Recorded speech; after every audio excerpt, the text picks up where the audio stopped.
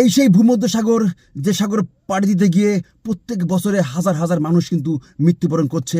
এর ভিতর এশিয়া এবং আফ্রিকার লোক সবচেয়ে বেশি, এবং বাংলাদেশের মানুষও কিন্তু এর ভিতর রয়েছে। লিবিয়া হতে ইতালির দূরত্ব প্রায় 5 থেকে 6 শত কিলোমিটার। এই 5 থেকে 6 শত কিলোমিটার পাড়ি দিতে সময় লাগে 10 থেকে 12 ঘন্টা। আর একবার যদি ভুল হয়ে যায় তাহলে কত সময় লাগবে তা নির্দিষ্ট করে বলা একদমই সম্ভব নয়। যে নৌকা নিয়ে মূলত লিবিয়া হতে ইতালিতে আসে, এই নৌকাটি মূলত টিউবের। এই নৌকার ভিতর বাতাস থাকে, বাতাস দিয়ে এটাকে ফোলানো হয়। এই নৌকার ধারণ ক্ষমতা যদি 50 জনের থাকে, সেখানে লোক উঠাবে 1.5 থেকে 200 জন। যখন সাগরের ভিতরে আসবে, সাগরে প্রচণ্ড বাতাস এবং ঢেউয়ের চাপে, ঢেউয়ের আঘাতে অনেক সময় নৌকা ফেটে যায়। তখন অনেক মানুষ এই সাগরের ভিতর পড়ে মৃত্যুবরণ করে। তাছাড়া রয়েছে মাফিয়া চক্র। এই মাফিয়া চক্ররা কী করে, এই মানুষদেরকে ধরে নিয়ে মুক্তিপণ দাবি করে, আর এই মুক্তিপণ দিতে না পারলে তাদেরকে গুলি করে সাগরে ভাসিয়ে দেয়।